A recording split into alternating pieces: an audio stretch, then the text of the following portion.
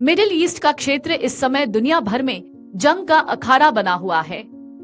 पिछले साल अक्टूबर में हमास और इजरायल के बीच शुरू हुआ ये जंग अब लेबनान तक पहुंच गया है।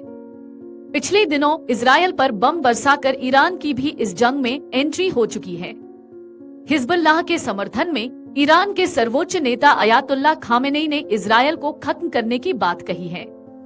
जब ईरान ने इजरायल पर 200 से अधिक मिसाइलें दागी तो दुनिया की नजर इस बात पर टिकी थी कि इजरायल तुरंत बदला लेगा, लेकिन ऐसा नहीं हुआ। इजरायल बहुत बार ईरान को धमकी तो दे चुका है, लेकिन वह अभी तक हमला नहीं कर पाया है।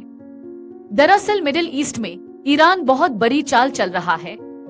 वह इजरायल को ऑक्टोपस वॉर में फंसा रहा है। वो इजरायल पर लगातार इराक, यमन, लेबनान और गाजा से हमले करवा रहा है। इस तरह से इजरायल के लिए ये तय कर पाना मुश्किल हो जाएगा कि वो इन हमलों से अपनी जमीन को बचाए या ईरान पर हमला करे। ईरान अब अरब देश के नागरिकों को इजरायल खिलाफ हथियार उठाने की तैयारी करवा रहा है। वह ऑक्टोपस युद्ध के नीति के तहत अरब नागरिकों के भीतर कट्टरवाद भरकर इजरायल की जमीन पर हमला करने की तैयारी कर रहा है। इजरायल इस वक्त 8 फ्रंट से वार झेल रहा है। ऐसे में इजरायल को पश्चिम में गाजा, लेबनान में हिजबुल्लाह, यमन में हुतियों, इराक में इराकी मिलिशिया, साथ ही सीरिया में ईरान के समर्थन वाले गुटों का सीधा मुकाबला करना पड़ रहा है।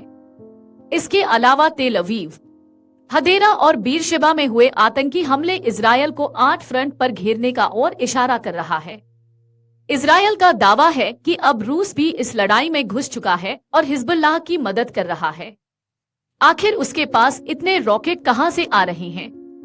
इजरायल का दावा है कि रूस हिजबुल्लाह ड्रोन समेत कई घातक हथियार दे रहा है और इसके लिए ईरान ने उसे मनाया है, क्योंकि कुछ वक्त पहले इजरायल ने यूक्रेन को मिसाइलें भेजी थी।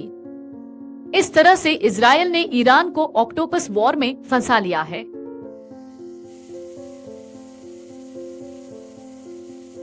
अगर आप ये वीडियो YouTube पर देख रहे हैं तो हमारे चैनल को सब्सक्राइब कर बेल आइकन दबाएं और Facebook पर देख रहे हैं तो हमारे पेज को लाइक करें। 8 मिलियन प्लस सब्सक्राइबर, आपके इस भरोसे के लिए बहुत धन्यवाद।